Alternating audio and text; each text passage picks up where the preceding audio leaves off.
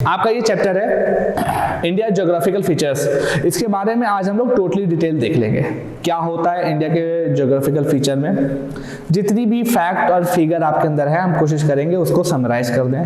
और जो यहाँ पर जो क्रैश कोर्स का जो मेन पर्पस है, जैसा कि आप लोगों को पता ही होगा कि आपके एग्जाम ज़्यादा दिन नहीं है, उसमें कम समय में ज़्यादा से ज़्यादा आपको आउटपुट दिया जा सके, यही ग्रेविटी का एक प्रोसेस है, एक पर्पस है। और उसी सिलसिले में ज्योग्राफी का एक चैप्टर लेके मैं आपके सामने हूँ।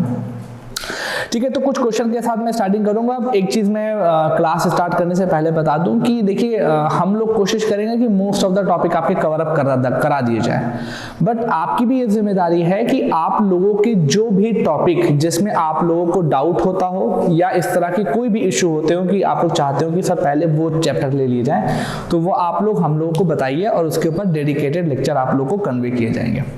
ठीक है, तो हम लोग तो काम कर ही रहे हैं, हम आपसे भी चाहते हैं कि आप भी इसमें अपना पूरी तरीके से योगदान दें ताकि सब कुछ बहुत अच्छे वे में चले। ठीक है, अब अपने चीज को स्टार्ट करते हैं। आज का चैप्टर रहेगा इंडिया ज्योग्राफिकल फीचर। तो सबसे पहले तो ये मैं जानना चाहूंगा, इसमें इससे पहले आप लोगों ने ऑब्वियसली कुछ ना कुछ तो पढ़ा होगा। तो जब वर्ड नाम आता है इंडिया ज्योग्राफिकल फीचर, तो इसके बारे में आप क्या जानते हैं, क्या मतलब आपके दिमाग में क्या इमेज बनती है? इसके अलावा कैसी इमेज आपके दिमाग में बनती है?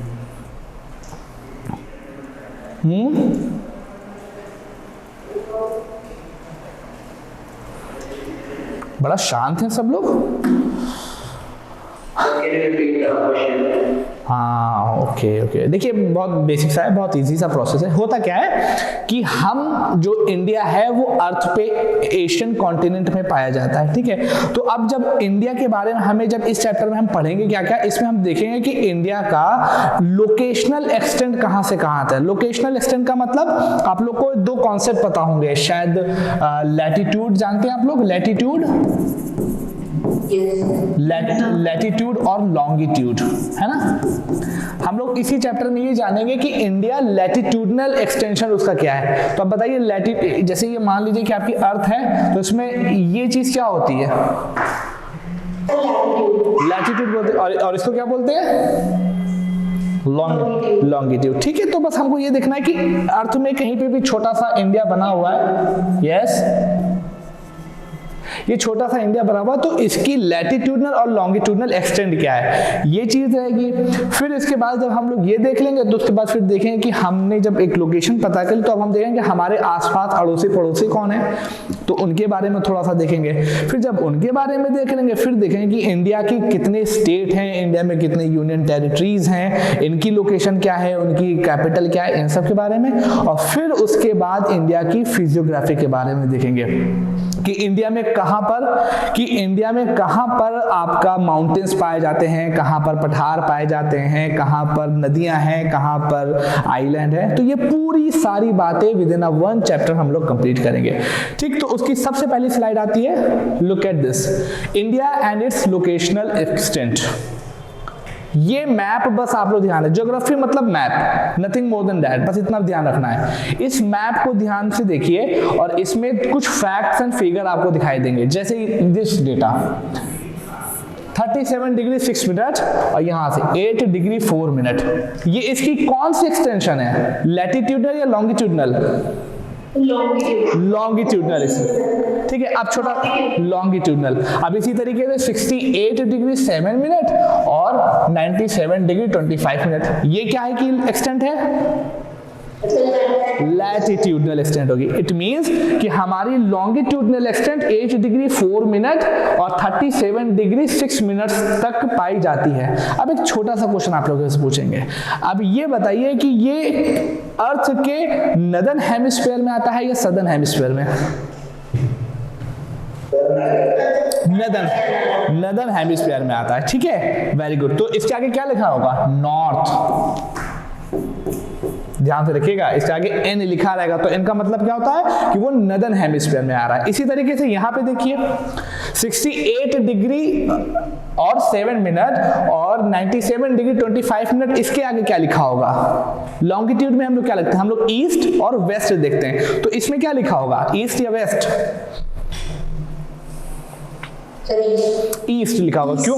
क्योंकि हमने जो 0 डिग्री किसको माना हुआ था? Greenwich mean time. अगर आप लोगों ने शायद पढ़ा हो तो लोकेशन दिखाने के लिए इंग्लैंड में एक पर्टिकुलर जगह है ग्रीनविच, वहां पर से एक हमने लॉन्गिट्यूड ड्रॉ किया था, उसको हम लोग 0 डिग्री मानते हैं। तो इंग्लैंड कहीं यहाँ पे है 0 डिग्री मान लीजिए, तो 0 डिग्री इधर वाला, तो 1 2 3 4 ऐसे करते करते 68 तक यहाँ आया है। तो इसका मतलब जब हम इसको दिखेंगे तो यहाँ पर भी ई लिखेंगे और यहाँ पर भी ई लिखेंगे। ठीक है, तो अगर आपसे कोई पूछे कि इंडिया की लॉन्गिट्यूडनल एक्सटेंट कितना है, तो आप क्या बताओगे? 8 डिग्री 4 मिनट नॉर्थ से लेके 37 डिग्री 6 मिनट नॉर्थ। और अगर लैटिट्यूडनल एक्सटेंट आपसे पूछे तो आप क्या बताओगे? 68 डिग्री 7 मिनट ईस्ट से लेके 97 डिग्री 25 मिनट ईस्ट तक है। कोई इश्यू किसी को? चलिए अब कुछ फैक्ट्स एंड फिगर हम इसके बारे में देखेंगे। Just see this facts and figure. Point two remember about India size. India के साइज के बारे में कुछ हम फैक्ट्स एंड फिगर देखेंगे। सबसे पहला फैक्ट क्या है कि इंडिया वर्ल्ड की 7th लार्जेस्ट कंट्री है। पहला फैक्ट एकदम ध्यान रखिएगा, एकदम स्किप नहीं होना चाहिए। टोटल एरिया इंडिया का कितना है? अगर आप याद रख सकते हो तो वेल एंड गुड है, लेकिन इतना इंपॉर्टेंट फिगर नहीं है, बट मेंशन है तो आप तो ध्यान रख सकते हैं रफली कि ये कितना टोटल लेता हो गया? 33,87,263 स्क्वायर किलोमीटर। ये ऐसे बोल सकते हैं कि अप्रोक्सीमेटली 33 लाख स्क्वायर किलोमीटर। ठीक है, ये इसका एरिया है, ज्यादा इंपॉर्टेंट नहीं है। अब देखिए इंपॉर्टेंट चीज, हमारा जो नॉर्थ से साउथ एक्सटेंड कितना, इट मींस यहां से लेके यहां तक इसकी दूरी कितनी है? 3214 किलोमीटर। ये बहुत इंपॉर्टेंट फैक्ट है, इसको आपको याद रखना है। इसी तरीके से जब हम ईस्ट टू वेस्ट देखते हैं तो हमारी लेंथ कितनी होती है? 2933 किलोमीटर। ये मस्ट लर्नेबल फैक्ट है जिसको आप स्किप नहीं कर सकते। ओके, नेक्स्ट पॉइंट, इंडिया की लैंड फ्रंटियर कितना है? इट मींस कि इंडिया की लैंड बाउंड्री कितनी है। तो आप देखिए लैंड फ्रंटियर कितना है? 15,200 किलोमीटर का लैंड बॉर्डर है हमारे। जैसे यहां से देखिए, यहां से तो आपका ओशन है, ये सब ओशन है, आपकी सी वाले बीच वाला आता है। ये जो पूरा है, इसकी जो पूरी लेंथ है यहां से लेके ये सब पूरी घुमा फिरा के यहाँ पे आने के बाद ये कितनी होती है? 15,200 किलोमीटर इसकी टोटल लेंथ है जो लैंड पे है। इसी तरीके से हमारी कोस्ट लाइन कितनी है? ये जो बाकी बचा वाला ये वाला जो पोर्शन है, इसकी टोटल स्ट्रेंथ कितनी है? इसके बारे में फैक्ट लिखा हुआ 7517 किलोमीटर। ये बेसिक फैक्ट हैं जो आपको ध्यान में रखने ही रखने हैं। ओके, आगे बढ़े। Next point, next figure this. तो अभी हमने क्या देखा? इंडिया की लैटिट्यूडनल और लॉन्गिट्यूडनल एक्सटेंट और इंडिया के बारे में कुछ इंपॉर्टेंट फैक्ट्स के बारे में देख लिया। अब हम बात करेंगे कि इंडिया के आस पड़ोस में कौन कौन देश रहते हैं। तो भाई इस फिगर को देखिए और इससे आपको सारा अंदाजा हो जाएगा कि इंडिया के अड़ोस पड़ोस में कितने लोग रहते हैं। ठीक है, बहुत ध्यान से देखिएगा। इंडिया के सबसे पड़ोसी पाकिस्तान नंबर 1, दूसरे नंबर पे आपका आता है अफगानिस्तान, तीसरे नंबर पे आपका चाइना, चौथे नंबर पे Nepal, then Bhutan and then Bangladesh और म्यांमार। ये इंडिया के वो पड़ोसी हैं कि जो इंडिया के साथ लैंड बॉर्डर शेयर करते हैं। बहुत ध्यान से सुनिएगा, इंडिया के साथ लैंड बॉर्डर शेयर करते हैं, मतलब हमारी लैंड इनके साथ मिली हुई है। इसके अलावा इंडिया के 2 नेबर या 2 पड़ोसी और हैं जो इंडिया के साथ लैंड बॉर्डर ना शेयर करके कहीं ना कहीं ओशन में बॉर्डर शेयर करते हैं, just like this. Sri Lanka number 1 और दूसरा हमारा कौन सा है? मालदीव्स। ये 2 हमारे पड़ोसी ऐसे हैं जो हमारे साथ लैंड नहीं बल्कि सी बॉर्डर को शेयर करते हैं। See this image. अब इंडिया के नेबरिंग कंट्रीज के साथ भी कुछ फैक्ट्स हैं और बहुत इंटरेस्टिंग फैक्ट है। तो एक क्वेश्चन ये बनता है, छोटा सा क्वेश्चन पूछा जाता है कि जो इंडिया के लैंड बॉर्डर है उसमें इंडिया के साथ सबसे लंबी लैंड बाउंड्री किस कंट्री के साथ है? तो इस देख के आपको क्या लगता है किस कंट्री के साथ हमारी सबसे लंबी लैंड बाउंड्री होगी? बताइए। देख के लग रहा है ना, आपको देख के लग रहा है ना, बट वो ऐसा नहीं है। लैंड बाउंड्री इंडिया की सबसे लंबी किसके साथ है? अभी पता चल जाएगा। सबसे लंबी लैंड बाउंड्री इंडिया के साथ है बांग्लादेश की। बहुत इंपॉर्टेंट, ये जो बांग्लादेश है ना, ये इसका जो ये वाला जो रीजन है,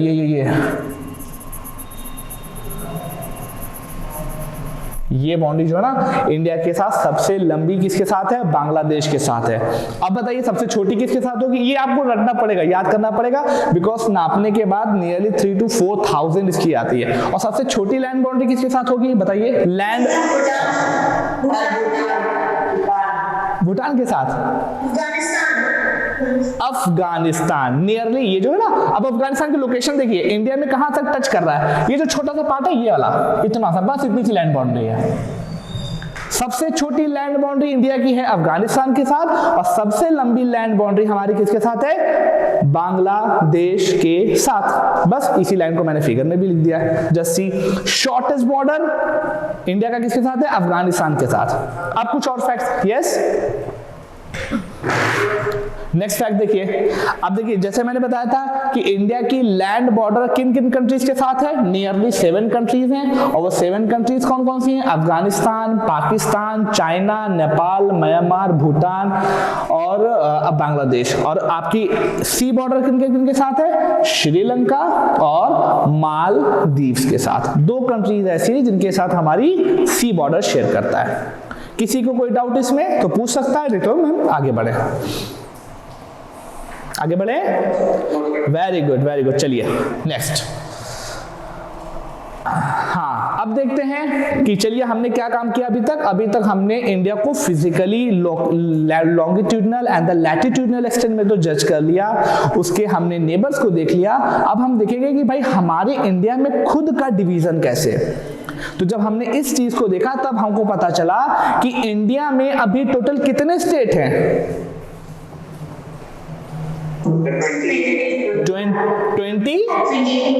28 स्टेट हैं, और यूनियन टेरिटरीज कितनी है? 8 होते हैं। अच्छा, कोई हमको ये बता सकता है कि what is the difference between the state and the union territories?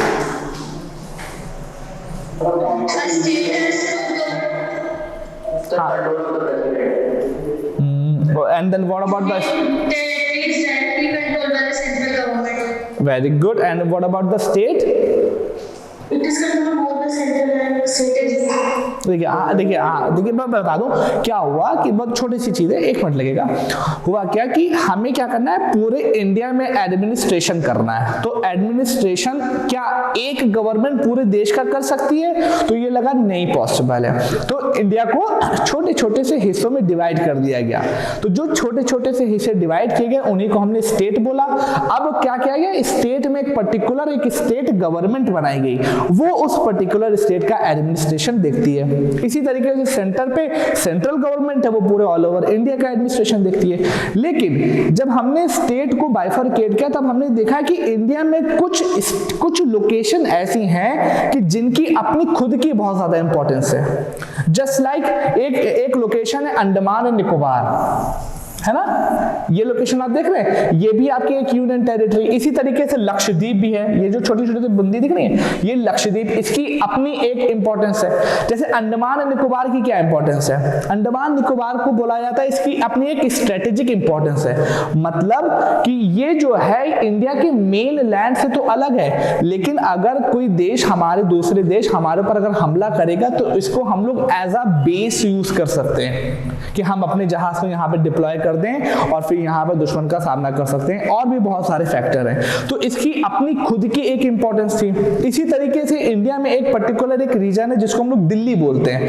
तो दिल्ली की क्या पर्टिकुलर इंपॉर्टेंस है? बिकॉज वो कहीं ना कहीं पॉलिटिकल पॉइंट ऑफ व्यू से सेंटर पॉइंट है।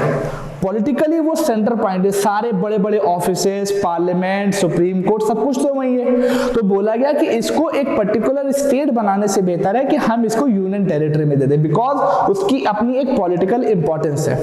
इसी तरीके से जब पूरे ऑल ओवर इंडिया में देखा गया तो नियरली 8 लोकेशन ऐसी मिली हैं अभी के टाइम पे कि जिनकी अपनी खुद की इंपॉर्टेंस है। तो क्या किया गया कि उसको किसी स्टेट को ना देके उसको यूनियन टेरिटरी बना दिया गया, और यूनियन यूनियन टेरिटरी में ज्यादा क्या होता है कि सेंट्रल गवर्नमेंट क्या होता है, प्रेसिडेंट साहब अपनी तरफ से किसी एक पर्सन को अपॉइंट कर देते कि तुम वहां का एडमिनिस्ट्रेशन देखो।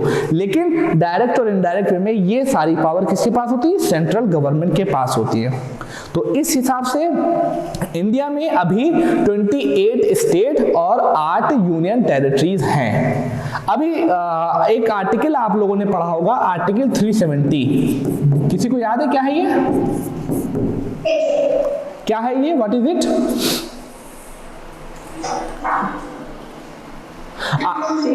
हाँ देखिए क्या था ना, हाँ मैं बता रहा हूं कि आर्टिकल 370 जम्मू कश्मीर को स्पेशल स्टेटस का पावर देता था। तो जब जम्मू कश्मीर एक स्टेट था तब हमारे क्या कितने स्टेट थे, तो 28 स्टेट थे और 9 आपकी यूनियन टेरिटरी। अब चेंज हो गया, जैसे ही इस आर्टिकल को हटाया गया तो अभी टोटल 28 स्टेट और 8 यूनियन टेरिटरीज हैं। अब एक एक करके सबकी लोकेशन और वो हम देख लेते हैं। सबसे नंबर 1 पे हमारा कौन सा आता है, लद्दाख। लद्दाख क्या है, एक यूटी है, एक उसकी राजधानी क्या है, लेह। इसी तरीके से जम्मू कश्मीर की राजधानी क्या है, श्रीनगर। हिमाचल प्रदेश की शिमला, उत्तराखंड की देहरादून, पंजाब चंडीगढ़ सेम, हरियाणा की और पंजाब की दोनों की राजधानी चंडीगढ़ ही है। दिल्ली की तो भाई दिल्ली ही है। आपकी उत्तर प्रदेश की लखनऊ, जहां पर आप रहते हो। बिहार की राजधानी पटना। फिर इधर वाला जी राजस्थान की राजधानी जयपुर। गुजरात की राजधानी गांधीनगर। मध्य प्रदेश की राजधानी भोपाल। छत्तीसगढ़ की राजधानी रायपुर। झारखंड की राजधानी रांची। वेस्ट बंगाल इसकी राजधानी कोलकाता। फिर अगर आप नॉर्थ ईस्ट में चले आएंगे तो असम की राजधानी दिसपुर। मेघालय की राजधानी शिलोंग। अरुणाचल प्रदेश की राजधानी ईटानगर। नागालैंड की राजधानी कोहिमा। मणिपुर की इम्फाल। मिजोरम की ऐजॉल। फिर थोड़ा सा और नीचे आएंगे, उड़ीसा की राजधानी भुवनेश्वर और हमारे महाराष्ट्र की राजधानी मुंबई। तेलंगाना की राजधानी हैदराबाद। कर्नाटक की राजधानी बेंगलुरु। गोवा की राजधानी पणजी। आंध्र प्रदेश अमरावती और आपका तमिलनाडु की राजधानी हो जाती है चेन्नई और केरला की राजधानी होती है तिरुवनंतपुरम। करना क्या होगा इसमें, आपको सबको रटना नहीं है। इस जो फिगर है इसके मैप को देखिएगा, मैप में सारी ही लोकेशन, सारी ही स्टेट की सारी कैपिटल दी हुई है। आराम से कोशिश करिएगा एक एक दो को मेमोराइज करने की, धीरे धीरे सब हो जाएगी। ठीक है, तो बहुत ज्यादा हेक्टिक नहीं बनाना कि नहीं ये करना ही करना, ऐसा नहीं। जस्ट टेक इट काम एंड रिलैक्स। इसमें कुछ फैक्ट्स एंड फिगर हमने और दिए हुए, उसको देख लिए। इंडिया में total state 28, total union territory कितनी है, 8 है। यहां तक आई होप की चीजें क्लियर होंगी। अब हम लोग थोड़ा सा और आगे बढ़ते हैं। चलिए, अब आ गया बात, हमने सब कुछ देख लिया, लोकेशनल एक्सटेंट हो गया, हमारे पड़ोसियों को देख लिया, सारे स्टेट एंड यूनियन टेरिटरीज को देख लिया। अब हम बात करेंगे कि इंडिया के फिजियोग्राफिकल डिवीजन के बारे में। तो इससे पहले ये मैप किसी ने देखा है या इंडिया के फिजियोग्राफिकल डिवीजन के बारे में पता देखा है? तो इंडिया में कितने फिजियोग्राफिकल रीजन है?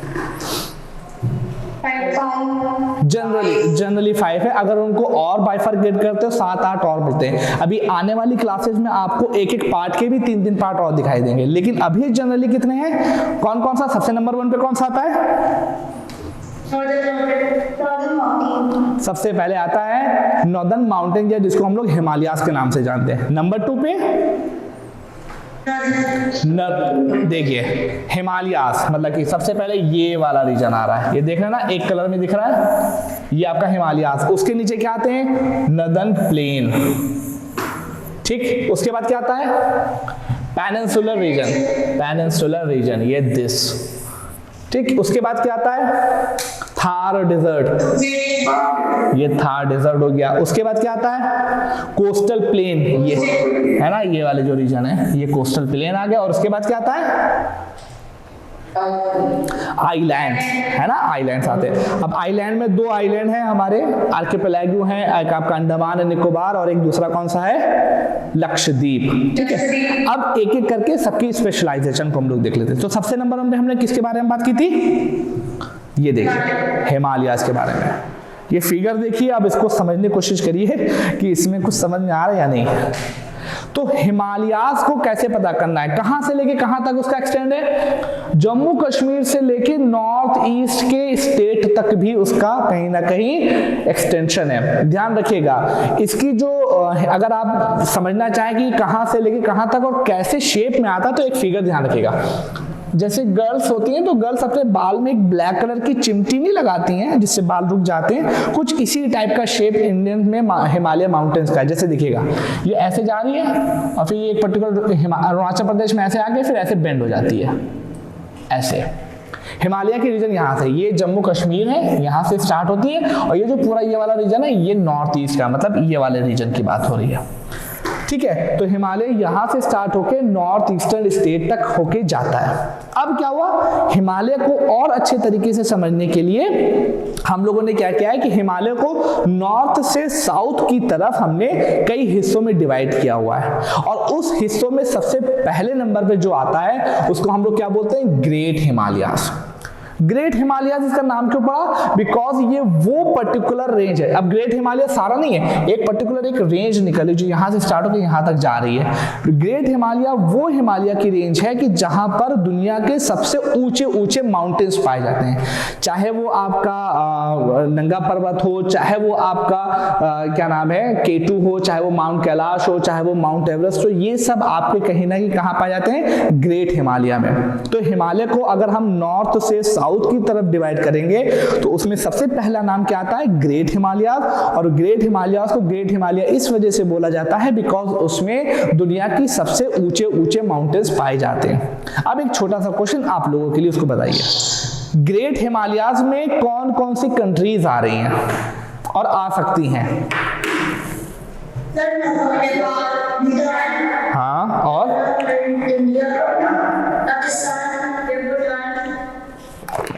वेरी गुड, देखिए, हाँ देखिए क्या है, वेरी गुड, देखिए वेरी गुड, बहुत सही जा रहे हैं आप लोगों ने, बहुत अच्छे से पढ़ाई की उसमें।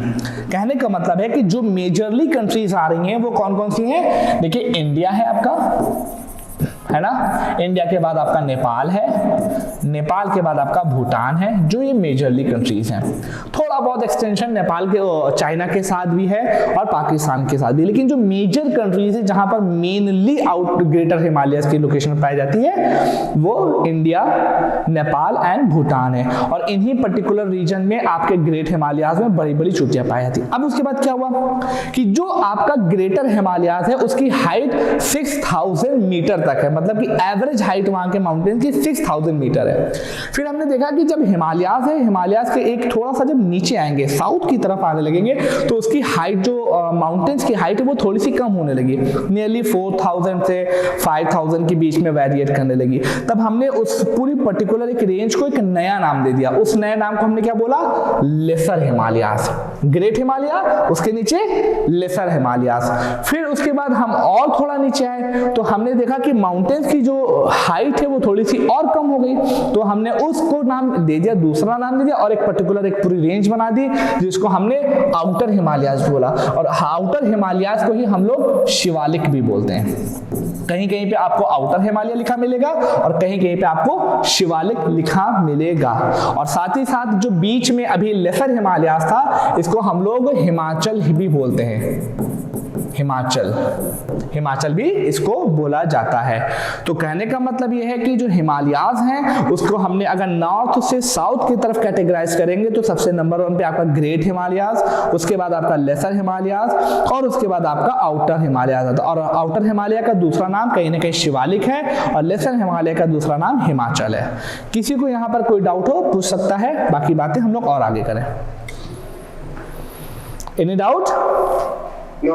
आगे मूव ऑन टू बेसिक कुछ फैक्ट हैं फ्रॉम नॉर्थ टू साउथ। सबसे नंबर पे, हाँ एक चीज और, ये क्या है ना कि Shivalik, lesser Himalaya, great Himalaya, great Himalayas के बाद जो सबसे नदन वाला पोर्शन है उसके बीच में एक और पड़ता है, ट्रांस हिमालय, एक ट्रांस हिमालय पता है। अब इसका नाम ट्रांस हिमालय क्यों पड़ा?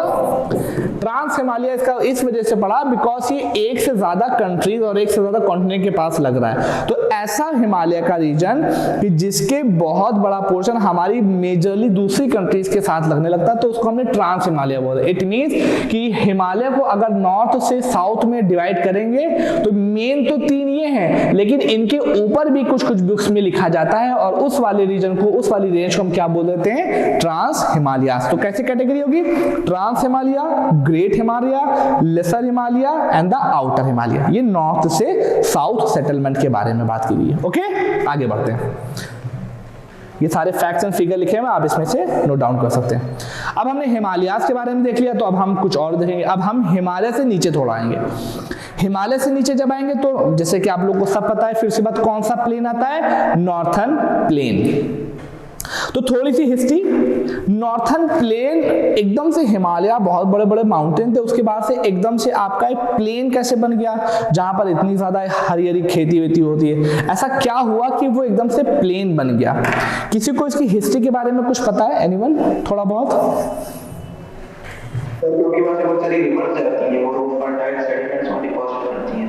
What else? तो ऐसा क्या रिवर हिमालयास में नहीं जाती?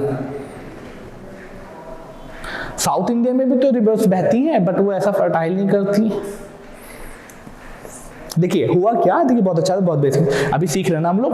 हुआ क्या कि हिमालय जो है, वो हिमालय इतने बड़े बड़े माउंटेन्स बन कैसे गए? पहली बात तो ये, तो इसके बारे में एक अलग पूरा कॉन्सेप्ट है। मैं बस आपको इतना बता दूं कि जैसे मान लीजिए कि आपके पास एक पेपर है ना, और पेपर ऐसे फ्लैट रखा हुआ है। आप काम क्या करिए, एक तरफ से ऐसे हाथ लगाइए और ऐसे तरफ से ऐसे हाथ लगाइए, और दोनों तरफ से फोर्स लगाइए। तो होगा क्या कि पेपर बीच से फोल्ड हो जाएगा, ऐसे हो जाएगा ना, ऐसे पेपर बीच से फोल्ड हो जाएगा। तो हुआ क्या कि दो प्लेट्स होती हैं। प्लेट्स के कॉन्सेप्ट कभी वक्त मिलेगा तो मैं आपको बताऊंगा, बस आप इतना जान लीजिए कि जो हमारी कंट्री वो नीचे एक पर्टिकुलर प्लेट के ऊपर रखी हुई है। इसी तरीके से जो सामने दूसरी वाली कंट्री है वो भी एक प्लेट के ऊपर है। वो दो प्लेट ऐसे आपस में मिली और टकराने के बाद उनमें फोल्ड हो गया। फोल्ड होते तो वो जब हाइट पे ऊपर उठी तो उसी से हिमालय माउंटेन बना। अब जब ये जो आपकी कंट्री थी, जब ये इधर वाल जाने लगी तो इस जगह पे क्या हुआ, यहाँ पर से जब जमीन चली गई तो यहाँ पर एक वॉइड क्रिएट हुआ, एक गड्ढे टाइप का क्रिएट हुआ। तो जब ये गड्ढे टाइप का क्रिएट हो गया तो यहाँ पर 3 तरह की रिवर थी। एक कौन सी थी रिवर? एक इंडस रिवर, दूसरी थी गंगा रिवर, और तीसरी थी Brahmaputra river. Indus river India के इस तरफ से आ रही थी, ऐसे ऐसे जा रही थी, ऐसे से इस तरफ। गंगा रिवर पूरी यूं बह रही थी, और ब्रह्मपुत्र रिवर कुछ इस तरीके से आ रही थी। तो इन तीनों रिवर ने अपने साथ बहुत सारा सेडिमेंट लेके आए, और जो ये वॉइड क्रिएट हुआ था इसमें से फिलअप करना स्टार्ट कर दिया। और आपको पता है कि जब रिवर अपने साथ सेडिमेंट को लेके जाती है तो उसमें बहुत से फर्टाइल एलिमेंट भी होते हैं, जिसकी वजह से वो फर्टाइल एलिमेंट सेडिमेंट वहां पर जमा होते गए धीरे धीरे धीरे धीरे over the period of time. ये जो पर्टिकुलर रीजन जहां पर सेडिमेंट डिपॉजिट किया इन 3 रिवर ने, Indus, Ganga and Brahmaputra river ने, जहां जहां पर भी सेडिमेंट को डिपॉजिट किया वो रीजन बहुत फर्टाइल हो गया। फिर वहां पर बहुत ज्यादा एक्सेस मात्रा में खेती की जाने लगी। तो इसी पर्टिकुलर रीजन को जहां तक इन्होंने अपना सेडिमेंट को डिपॉजिट किया उसी को हम लोग नॉर्थर्न प्लेन के नाम से जानते हैं। बात क्लियर? ओके, ठीक है। तो नॉर्थर्न प्लेन इसको बोलते हैं। अब उसके बारे में कुछ फैक्ट्स एंड फिगर हैं, देख लेते हैं कि it was made up of sediment bring by the river Indus, Ganga and the Brahmaputra. Indus river कहां से आई? वो इस तरफ से आ रही थी, इस तरीके से। गंगा रिवर इस तरफ से, और ब्रह्मपुत्र रिवर इस तरफ से आई। तो उसने पूरा एक रीजन बना दिया। अब देखिए, जिस तरीके से हमने जो आपका हिमालय था उसको भी हमने नॉर्थ से साउथ की तरफ कैटेगराइज किया था, इसी तरीके से हमने अपने नर्दर्न प्लेन को भी नॉर्थ से साउथ की तरफ डिवाइड किया हुआ है। और जब डिवाइड किया था हमने हिमालय को तो क्या बना था? ट्रांस हिमालय। दूसरा क्या बना था? ग्रेट हिमालय। तीसरा कौन सा था? लेसर हिमालय था। और चौथा कौन सा था? आउटर। और इसी को हम लोग क्या बोलते हैं? शिवालिक, है ना। ये नॉर्थ से साउथ कैटेगरी है। इसी तरीके से जब हमने इसको डिवाइड किया, आपके नॉर्थर्न प्लेन को ऐसे ऐसे डिवाइड किया, तो फिर एक नई टर्म्स आए जिनके बारे में देख लेते हैं। Division of the northern plain from the north to south. Number 1 पे आता है भाभर। नंबर 2 पे आता है तराई, नंबर 3 पे आता है भांगर और नंबर 4 पे आता है खादर। बस इनके बारे में थोड़ी सी बात जान लीजिए, बस बात खत्म हो जाएगी। भाबर क्या होता है कि जब जैसे ही हिमालय खत्म होता है, हिमालय खत्म होता है, वो कौन सी रेंज होती है हिमालय के खत्म होने की?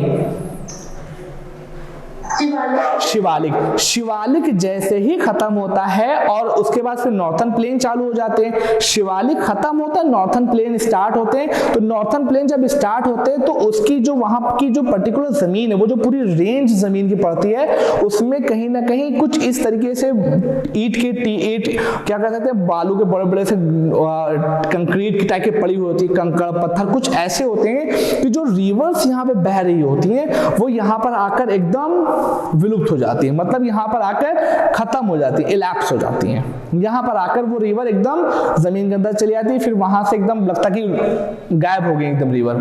तो ऐसे रीजन पे क्या होता है, जब रिवर जहां पर गायब हो जाती है उस वाले रीजन को हम लोगों ने क्या बोला है? भाबर। और ये शिवालिक के बाद सबसे पहला रीजन है, इसको हमने क्या बोला? भाबर। इसकी खास बात क्या है कि जो नॉर्थन प्लेन की जो रिवर्स है वो यहाँ पर आने के बाद एकदम खत्म हो जाती है। क्यों? क्योंकि यहाँ की जो फिजियोग्राफी है वो इस तरीके की है, यहाँ की मिट्टी पत्थर बालू ये सब इस तरीके की है कि वहां पर आने के बाद रिवर खत्म हो जाती है। फिर उसके बाद थोड़ा सा साउथ में आई है, थोड़ा सा साउथ में ऐसे आए, थोड़ा सा नीचे और आए, तब उसके बाद क्या होता है, जो रिवर वहां पर खत्म हुई थी या सुषुप्त हो गई थी वही रिवर एकदम से फिर निकल आती हैं, एकदम से वहां पर से फिर से जमीन के अंदर से निकल आती हैं। तो जब जमीन के अंदर से रिवर निकल आएंगी तो पानी बहुत ज्यादा मात्रा में मिल जाएगा। जब पानी मिल जाता है तो वो वहां का जो पर्टिकुलर रीजन है वो दलदली टाइप का हो जाता है। जब दलदली टाइप का हो जाता है तो इसी वजह से उस पर्टिकुलर रीजन को हम लोगों ने तराई बोल दिया। तराई वर्ड तो हम लोग नॉर्मल में भी यूज करते हैं, कुछ लोग तो खाने में भी कहते हैं भाई सब्जी की तरी दे दो, है ना। तो वो तराई वाला रीजन क्या है कि जहां पर जो रिवर भाबर में थोड़ा सा कोलैप्स हो गई थी, खत्म हो गई थी, वो फिर से एक पर्टिकुलर रीजन में बाहर आ जाती हैं। जिस रीजन में बाहर आती हैं वहां पर आने के बाद वो बहुत दलदली वाला माहौल बना देती हैं और उसी रीजन को हम लोग क्या बोलते हैं? तराई रीजन बोलते हैं। यहाँ पर पानी बहुत एक्सेस मात्रा में मिलता है, ठीक है। तो ये तराई रीजन। तो भाबर के बाद क्या होता है? तराई का रीजन होता है। अब फिर थोड़ा सा नीचे उतरे, थोड़ा सा जब नीचे उतरे तो मैंने जैसे बताया कि यहां पर रिवर आ गई हैं, यहां पर रिवर आ चुकी हैं। अब रिवर आने के बाद इन्होंने क्या किया? अब रिवर है तो जाहिर सी बात है इनके पास सेडिमेंट होगा, तो ये क्या काम करती है? फिर धीरे धीरे थोड़ा सेडिमेंट को डिपॉजिट किया करती हैं, डिपॉजिट किया करती हैं। अब जब डिपॉजिट किया करती हैं तो जब डिपॉजिट कर दिया फिर अगली बार नई रिवर आई तो उसने फिर थोड़ा सा डिपॉजिट कर दिया। तो जब सेडिमेंट सबसे पहले तराई के बाद जहां पर भी डिपॉजिट होता है वो हमारी क्या कहलाती है? बांगर रीजन। बांगर। तराई के बाद सबसे पहले जब सेडिमेंट कहीं पर डिपॉजिट होता है तो उसको हम लोग क्या बोलते हैं? बांगर। अब क्या हुआ? उसके बाद जब थोड़ा सा और नीचे हम आ गए तो हमें एक पर्टिकुलर और रेंज मिली। वो रेंज क्या है? वहां पर क्या होता है कि सेडिमेंट जो है हर साल नया सेडिमेंट वहां पे जमा होता है। कुछ ऐसी फिजियोग्राफिकल प्रोसेस हो जाते हैं कि वहां पर हर साल नया सेडिमेंट जमा होता है और उस पर्टिकुलर रीजन को हम लोग क्या बोलते हैं? खादर। एक बात ध्यान रखिएगा, खादर और बांगर दोनों जगह ही सेडिमेंट होते हैं, लेकिन जो बांगर होता है वो ओल्ड सेडिमेंट होता है, ओल्ड एलुवियम होता है, और जो खादर होता है वो न्यू एलुवियम होता है। न्यू क्यों होता है? बिकॉज यहाँ पर हर साल कहीं ना कहीं सेडिमेंट जमा हो रहा होता है। तो एक बार फिर से देखते हैं, हमने नॉर्थन प्लेन को, जैसे हमने हिमालय को नॉर्थ से साउथ डिवाइड किया था, उसी तरीके से हमने नॉर्थन प्लेन को भी नॉर्थ से साउथ डिवाइड किया है, जिसमें सबसे नंबर 1 पे आपका आता है भाबर। भाबर वो रीजन होता है कि जहां पर जो रिवर्स होती हैं वो आकर कहीं ना कहीं छुप जाती हैं, कुछ समय के लिए विलुप्त हो जाती हैं। उसके बाद जब वो जो रिवर विलुप्त हुई होती हैं वो एक पर्टिकुलर कुछ रीजन के बाद फिर से ओरिजिनेट होती हैं, और जहां पर ओरिजिनेट होती है तो वहां पर एक दलदली क्षेत्र बना देती हैं। उस वाले पर्टिकुलर पर्टिकुलर रीजन को we will say as a Terai. Terai के बाद जब थोड़ा सा नीचे और हम आएंगे तो वही रिवर कुछ सेडिमेंट को डिपॉजिट करती हैं। सेडिमेंट को जो डिपॉजिट करती हैं उसको हम लोग क्या बोलते हैं, उस रीजन को बांगर बोलते हैं। और बांगर के बाद एक और पर्टिकुलर रीजन है खादर, जहां पर हर साल नया सेडिमेंट डिपॉजिट होता है, तो उसको हम लोग क्या बोलते हैं, खादर। तो ये भी क्रोनोलॉजी है जो नॉर्थ से साउथ नॉर्थर्न प्लेन के लिए की जाती है। किसी को कोई डाउट पूछ सकता है? ठीक है, आगे बढ़े, आई होप चीजें क्लियर होंगी। नेक्स्ट, अब क्या प्लेन आएगा? अब आएगा हमारा पेनिनसुलर इंडिया। ठीक है, पेनिनसुलर इंडिया के बारे में बात करते हैं। तो पेनिनसुलर इंडिया भाई कैसे बना? हम लोगों ने हिमालयास को तो देख लिया कि दो प्लेटों में आपस में कन्वर्जन हुआ, उसकी वजह से हिमालयास बने। हिमालयास बनने के वजह से कन्वर्जन से जो वॉइड क्रिएट हुआ था, वहां पर सेडिमेंट आने के बाद कहीं ना कहीं जो डिपॉजिट होता चला गया, उससे नॉर्थर्न प्लेन बने। तो भाई ये आपका पेनिनसुलर इंडिया किस तरीके से बना? पेनिनसुलर इंडिया के बारे में बोला जाता है कि आपने वो नाम सुना है, पैंजिया और पैंथालासा का नाम सुना है किसी ने? Yes, है ना? तो उसमें क्या हुआ था कि जो उसमें गोंडवाना लैंड अलग हुई थी ना, पैंजिया और पैंथालासा, आपको पता ना कि एक ओशियन था और एक अर्थ की जमीन, एक जमीन का टुकड़ा था, वो जब अलग हुए थे तो उसमें से एक गोंडवाना लैंड मिला था, मतलब बहुत पुराना वाला। उसी गोंडवाना लैंड का एक छोटा सा जो पार्ट है वो आपका पेनिनसुलर इंडिया है। बोला जाता है कि वर्ल्ड के सबसे पुराने पार्ट्स में से एक पार्ट आपका पेनिनसुलर इंडिया है।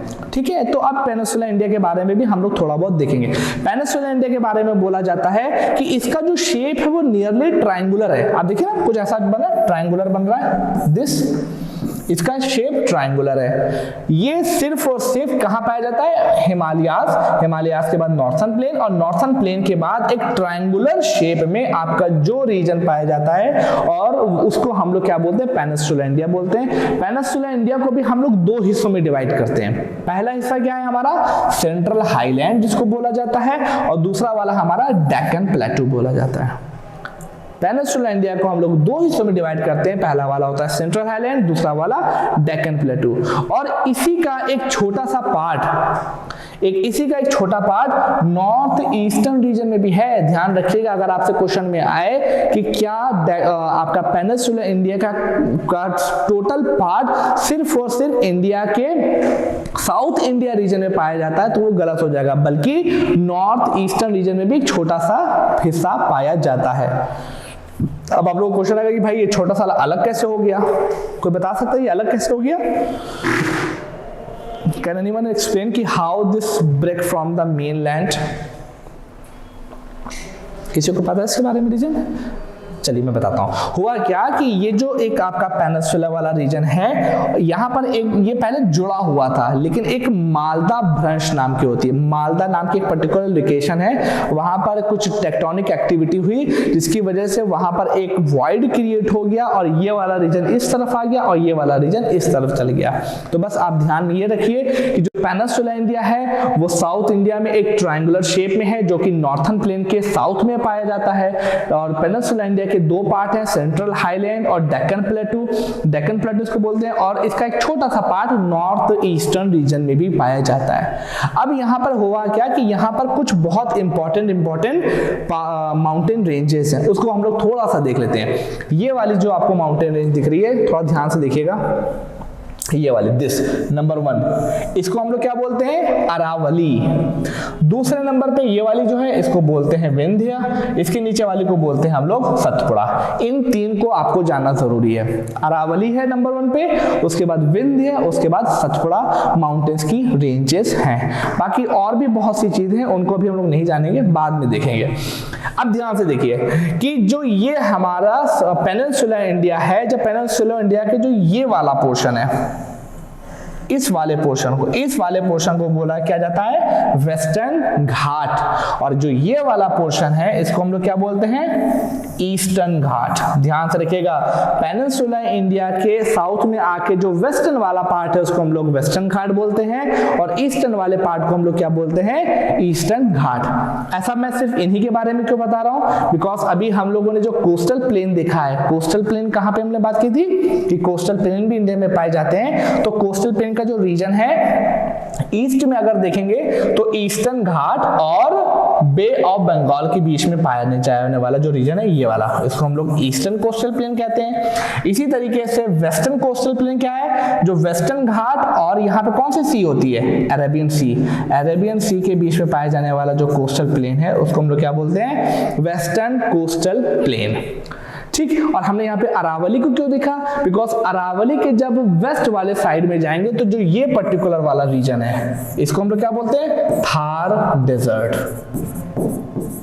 ठीक है, तो geography is totally about the map. अगर आपको मैप पता है तो कहीं ना कहीं आप हर चीज को कंप्लीट कर देंगे। तो पेनिनसुलर के बारे में कुछ खास बातें, ये क्या है, ट्रायंगुलर इन द शेप होता है। दूसरी चीज, अब ध्यान रखिएगा, ये जो है इसकी जनरल स्लोप जो है, मतलब ये जो आपका पेनिनसुला इंडिया है इसकी जनरल स्लोप वेस्ट से ईस्ट की तरफ है।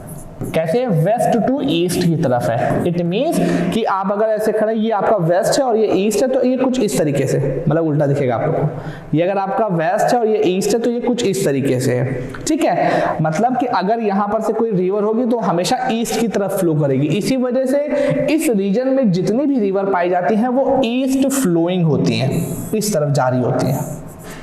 क्यों, क्योंकि इसकी जनरल स्लोप ऐसे ही है, वेस्ट टू ईस्ट की तरफ है।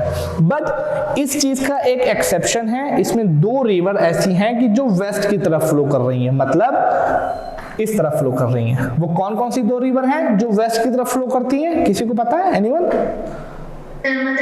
नर्मदा एंड तापी। अच्छा ठीक है, वेरी गुड। बस इसी के बारे में थोड़ी सी बात लिखी हुई। General slope west to east, oldest landform upon the earth. ठीक है, it is generally divided into two part, जो मैंने बता दिया आपको पहले ही सारी भी चीज की। Flow of river west to east है except Narmada and Tapi. Okay okay, और एक चीज वो जो मैंने लिखी हुई कि also found in north eastern state with name as north eastern plateau के नाम से ये नॉर्थ ईस्टर्न रीजन में पाया जाता है। किसी को कोई डाउट इसमें, या कोई क्वेश्चन किसी को कुछ पूछना तो पूछ सकता है, एनीवन। आगे बढ़े, चलिए नेक्स्ट। अब हमारा क्या बचा, एक छोटा सा रीजन बचा है, इसमें कुछ खास बताने की जरूरत नहीं है। जैसे मैंने बताया था अभी जब हम लोग अभी पढ़ रहे थे पेनिनसुला इंडिया, तो उसमें एक हमने अरावली रेंज बताई थी। तो अरावली रेंज के वेस्ट वाला जो पोर्शन है उसको हम लोग क्या बोलते हैं, इंडिया का थार डेजर्ट। और इसमें एक बहुत इंपॉर्टेंट रिवर बहती है, उस रिवर का नाम क्या है, लूनी रिवर। बस ध्यान रखना है कि थार डेजर्ट की लोकेशन क्या है, वो कहाँ पे पड़ता है। ठीक है, इसमें कुछ खास ज्यादा बताने वाली जरूरत नहीं है। नेक्स्ट पॉइंट देखते हैं हमारा, अब आता है कोस्टल प्लेन्स। तो कोस्टल प्लेन देखिए ये है हमारा भाई, यहां से स्टार्ट हो रहा है और यहां तक गया हुआ है। थोड़ा सा इस फिगर को समझने की कोशिश करेंगे। सबसे पहले जो हमारे कोस्टल प्लेन है वो दो तरीके के हैं। कौन कौन से दो कोस्टल प्लेन हमारे, नंबर 1 और नंबर 2 कौन सा होगा, एक होगा ईस्टर्न कोस्टल प्लेन और दूसरा कौन सा होगा, वेस्टर्न, है ना। तो ईस्टर्न कोस्टल प्लेन मतलब ये वाला रीजन है ना। अब बताइए इसकी लोकेशन क्या है, किन किन दो चीजों के बीच में पाया जाता है ईस्टर्न कोस्टल प्लेन। हाँ, bay of Bengal, the Deccan plateau, कुछ और इसके अलावा। देखिए ये वाला मैंने अभी रीजन जब पढ़ाया था पेनिनसुला इंडिया, तो आपको बताया था ना कि ये जो रीजन है इसको हम लोग क्या बोल रहे हैं, किस नाम से जान रहे हैं, ये वाला जो रीजन है ऐसे, ईस्टर्न घाट, ईस्टर्न घाट। तो जो ईस्टर्न कोस्टल प्लेन है it lies between eastern Ghat and bay of Bengal. जो ईस्टर्न कोस्टल प्लेन है वो ईस्टर्न घाट और बे ऑफ बंगाल के बीच में पाया जाता है। ठीक है, उसी तरीके से अगर हम लोग वेस्टर्न कोस्टल प्लेन की बात करें तो ये किसके बीच में पाया जाएगा? वेस्टर्न घाट एंड अरेबियन सी के बीच में पाया जाएगा। वेस्टर्न घाट एंड अरेबियन सी के बीच में पाया जाएगा। ओके, ये तो बहुत बेसिक सी बात हो गई। फिर कुछ दूसरा फैक्ट इसमें देखते हैं। दूसरा फैक्ट आप देखते हैं कि पहले हम ईस्टर्न कोस्टल प्लेन को देखेंगे और उसके अंदर कुछ जो नाम आपको दिखाई दे रहे हैं उसको मैं एक्सप्लेन कर दूं। देखिए, सबसे पहले ईस्टर्न कोस्टल प्लेन है, उसके दो मेन बाइफर्केशन है। सबसे पहला है नॉर्थर्न सिरकास, ध्यान रखिएगा, नॉर्थर्न सिरकास। क्वेश्चन में पूछा जाता है कि नॉर्थर्न सिरकास कहां पे पाया जाता है, तो आप क्या बोलेंगे कि ईस्टर्न कोस्टल प्लेन के नॉर्थ वाला पार्ट है। नॉर्थर्न सिरकास क्या है? ईस्टर्न कोस्टल जो प्लेन है उसके नॉर्थ वाले पार्ट को बोलते हैं, जो कि उड़ीसा और आंध्र प्रदेश के बीच में पाया जाता है। देख रहे हैं ना, यह है उड़ीसा और यह है आंध्र प्रदेश, और नॉर्थर्न सिरकास ये वाला पूरा रीजन है। तो ये कहां पाया जा रहा है? उड़ीसा और आंध्र प्रदेश के बीच में पाया जाता है, और ईस्टर्न कोस्टल प्लेन के नॉर्थर्न वाला पार्ट है। अगर ये नदर्न वाला पार्ट है तो फिर सदर्न वाला पार्ट क्या है? तो सदर्न वाले पार्ट को भी देख लो। आंध्र प्रदेश से स्टार्ट होके ये तमिलनाडु के बीच का जो रीजन होता है, इस पूरे कोस्ट को हम लोग क्या बोलते हैं? कोरोमंडल कोस्ट। दो कोस्ट हमको ध्यान रखनी है। नॉर्थर्न सिरकास क्या है? ईस्टर्न कोस्टल प्लेन के नॉर्थ वाला पार्ट है, और इसी तरीके से जो कोरोमंडल कोस्ट है वो ईस्टर्न कोस्टल प्लेन के सदर्न वाला पार्ट है। ठीक, ये हमारी कुछ कोस्ट की बात हो गई। ध्यान रखिएगा, छोटा सा एक फैक्ट और है, वो भी देख लिए कि जो एक इसी में एक उत्कल प्लेन्स भी है। उत्कल प्लेन्स क्या है? उड़ीसा राज्य की जो कोस्टल एरिया है ना, उसको हम लोग उत्कल प्लेन बोलते हैं। बस इतना ध्यान में रखना है। आंध्रा कोस्ट आ जाएगा तो आपको पता ही है कि आंध्र प्रदेश की कोस्ट को हम लोग बोलते हैं, उसमें कोई ज्यादा खास बात नहीं है। ठीक है, अब इसी तरीके से वेस्टर्न कोस्टल प्लेन के बारे में कुछ चीजें हम लोग देख लेते हैं। वेस्टर्न कोस्टल प्लेन के बारे में सबसे दो इंपॉर्टेंट कोस्ट हैं, एक है कोंकण कोस्ट और एक है मालाबार कोस्ट। कोंकण कोस्ट ये वाला जो रीजन है, महाराष्ट्र से लेके कर्नाटक के बीच वाला जो रीजन है, उसको हम लोग कोंकण कोस्ट बोलते हैं, और कर्नाटक से लेके जो तमिलनाडु के बीच या केरला वाला जो रीजन है उसको हम लोग मालाबार कोस्ट बोलते हैं। इट मींस कि अगर हम लोग वेस्टर्न कोस्टल प्लेन की नदर्न वाले पार्ट को देखें तो उसको हम लोग क्या बोलते हैं? कोंकण कोस्ट, और अगर सदर्न वाले पार्ट को देखें तो हम लोग उसको क्या बोलते हैं? मालाबार कोस्ट बोलते हैं। बात क्लियर सबको है ना? किसी को अब देख लीजिए, इसमें कुछ फैक्ट्स एंड फिगर हैं। ईस्टर्न कोस्टल प्लेन जो मैंने आपको बताया बस वही सब कुछ लिखा हुआ है कि lines between eastern Ghat and the bay of Bengal, northern Circars and the Coromandel coast are important part of it. इसी तरीके से वेस्टर्न कोस्टल प्लेन को जब हम देखेंगे तो lines between western Ghat and the Arabian sea and the Konkan coast and the Malabar coast are important part of it. अब इसके बाद हमारा लास्ट जो सबसे इंपॉर्टेंट पार्ट है वो क्या है? आइसलैंड। तो इंडिया में कितने आइलैंड पाए जाते हैं? 2। ठीक है, 2। अब एक वर्ड मैं लिख रहा हूं, इसको आप लोग बताइए क्या कहते हैं? आर्किपेलागो। वेरी गुड, अरे आप लोग टॉप मारे। हाँ बताएं सबसे। वेरी गुड, काफी अच्छी चीज है। फिलहाल be concern on Indian island. Indian island में क्या खास बात है कि इंडिया के बे ऑफ बंगाल वाला जो रीजन है उसमें एक ग्रुप ऑफ आइलैंड है जिसको हम लोग क्या बोलते हैं? अंडमान एंड निकोबार, और जो अरेबियन सी वाला रीजन है उसमें एक नए तरीके की आर्किपेलागो जिसको हम लोग क्या बोलते हैं? लक्षद्वीप। अब इनमें कुछ खास बात है, कुछ पॉइंट हमने मेजर आउट किए हुए हैं, उसको देख सकते हैं। सबसे नंबर 1 अंडमान एंड निकोबार के बारे में देखेंगे कि अंडमान एंड निकोबार को हमने 3 हिस्सों में डिवाइड किया। अगेन नॉर्थ से अगर साउथ जाएंगे तो हमने इसको 3 हिस्सों में डिवाइड किया हुआ है। नंबर 1 पे आता है नॉर्थ, नंबर 2 पे आता है मिडिल एंड द नंबर 3 पे आता है साउथ। नेक्स्ट, इंडिया में एक ही एक्टिव वोल्केनो है, बाकी एक्टिव वोल्केनो नहीं है। इंडिया में सिर्फ और सिर्फ एक एक्टिव वोल्केनो पाया जाता है जिसका नाम बैरन आइलैंड है, और वो कहां पे भी है? अंडमान एंड निकोबार ग्रुप में ही उसको पाया जाता है। ठीक है, ये बेसिक से फैक्ट हैं। लक्षद्वीप आइलैंड के बारे में कुछ खास बात छोटी सी, कि ये जो लक्षद्वीप के आइलैंड हैं इनकी खास बात ये है कि ये कोरल रीफ्स के बने हुए हैं। कोरल रीफ नाम सुना है पहले? Yes sir. कोई बता सकता है क्या होता है, ये बता सकता है एनीवन?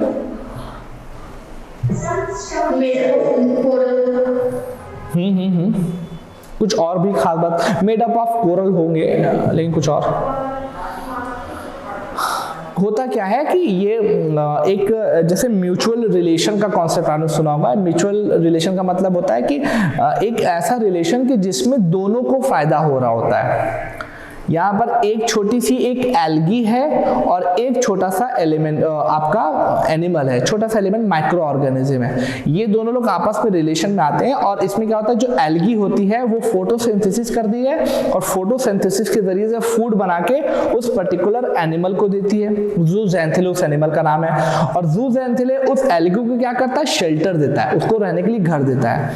इन दोनों में रिलेशन इतना डेवलप होता है कि धीरे धीरे धीरे धीरे धीरे इनकी संख्या बहुत बढ़ती जाती है और दुनिया के सबसे खूबसूरत स्ट्रक्चर्स में से एक स्ट्रक्चर आपका कोरल रीफ है। और ये coral reef millions and billions and trillions में डेवलप करते हैं, और जब ये डेवलप करते हैं तो अपने साथ एक स्केलेटल को भी कहीं ना कहीं डेवलप करते रहते हैं, और यही स्केलेटल डेवलप होते होते होते होते होते सॉलिड हो जाता है, और सॉलिड होने के बाद वही हमारा कोरल रीफ बन जाता है। और जो हमारा लक्षद्वीप है वो पूरा का पूरा जो रीजन है वो कहीं ना कहीं कोरल रीफ से ही बनाया गया है। बेहतरीन खूबसूरत है, कभी मौका मिले तो ऑनलाइन सर्च करिएगा, या मौका मिले तो जाइएगा भी जरूर। Coral reef found in Arabian sea में इसको पाया जाता है। तो ये था आपका इंडिया का ज्योग्राफिकल के बारे में चीजें। इसमें कोई भी क्वेश्चन आप लोगों के हो तो आप लोग हमसे पूछ सकते हैं अभी। एनीवन, किसी को कोई डाउट हो तो पूछ सकता है, कोई क्वेरी हो तो पूछ सकता है। एनीवन, अभी हमारे पास 2 से 3। देखिए वेस्ट, देखिए ध्यान रखिएगा, हम बहुत अच्छा क्वेश्चन है। हुआ क्या, थोड़ी सी हिस्ट्री में चलते हैं। हुआ क्या, जैसे मान लीजिए कि जैसे ये वेस्ट बंगाल है, आ जाओ भाई, मान लीजिए कि ये वेस्ट बंगाल है ना, ये वेस्ट बंगाल है। अब क्या हुआ, आपको याद होगा कि जब इंडिया का पार्टीशन हुआ तो पाकिस्तान को कौन कौन से रीजन दिए गए? पाकिस्तान को एक ये वाला रीजन दिया गया था, है ना, और इसी तरीके से यहाँ पर भी ऐसे भी कुछ रीजन और भी, और यहाँ पर भी रीजन दिए, ये पूरा दिया गया था। क्या हुआ, ये पूरा रीजन उनको दिया गया था। अब जब ये पूरा रीजन उनको दिया गया था तो इसमें जो ये पूरा बना हुआ था, जब बंगाल था पहले, सिर्फ और सिर्फ उसको बंगाल कहा गया। तो जब पार्टीशन हुआ तो पार्टीशन के 2 हिस्से किए गए, ये ठीक, ये कौन सा पोर्शन हो गया, ये क्या हो जाएगा वेस्ट, और ये क्या हो जाएगा ईस्ट। यही तो होगा ना, अगर बंगाल को हम जैसे मैं ये रखा हुआ है, इसको 2 हिस्सों में डिवाइड करो तो ये वाला वेस्ट हो गया, ये वाला हो गया ईस्ट। इंडिया के पास चूंकि ये वाला जो यहाँ पे हमने जो बंगाल है, हमने इसमें क्या हुआ, ये वाला पोर्शन था, चूंकि ये इंडिया के करीब था तो वेस्ट बंगाल वाला, जो वेस्ट बंगाल वाला पोर्शन था उसको इंडिया ने अपने पास रख लिया, और ईस्ट वाला था वो पाकिस्तान के पास चला गया। अब 1971 में जब वहां पर कूप हुआ तो वही वाला जो ईस्ट पाकिस्तान वाला जो रीजन था वो किस नाम से, नए नाम से आ गया, जिसको हम लोग बांग्लादेश के नाम से जानते हैं। तो वेस्ट बंगाल, उसको वेस्ट बंगाल इस वजह से बोला जाता है कि जब हमने पार्टीशन हमारा हो रहा था तो पार्टीशन में जब बंगाल के 2 हिस्से किए गए तो उसका वेस्ट वाला पोर्शन हमने अपने पास रख लिया, हमारे पास था, इसी वजह से उसको हम लोग वेस्ट बंगाल बोलते हैं। ईस्ट वाला जो पोर्शन यहाँ पर था वो पाकिस्तान के पास चला गया था, और 1970 की वॉर के बाद जब हम लोगों ने पाकिस्तान का नाम हटा के वहां पर बांग्लादेश एक नया देश बन गया, तो ये वाला रीजन जो ईस्ट पाकिस्तान ना होके अब नए नाम से जाना जाता है, जिसको हम लोग क्या कहते हैं, बांग्लादेश। और आपको जानकर हैरानी होगी कि बांग्लादेश की पर कैपिटा इनकम इंडिया से भी ज्यादा हो गई है ना, बहुत सारे फैक्ट हैं, मतलब हमसे ज्यादा, इंडिया से ज्यादा वहां के लोग पैसा कमाते हैं एवरेज में। बहरहाल, एनी मोर?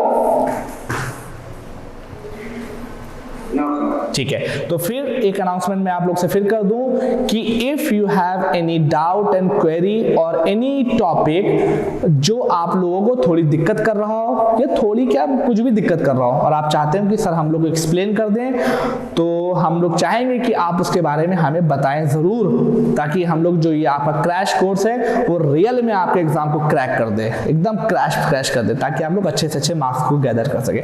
तो आप लोग थोड़ा सा हमको सपोर्ट करिए और हम लोग बहुत सारा सपोर्ट आपको करेंगे ताकि चीजें अच्छे फॉर्म में चले। Okay, this is for today and thank you class.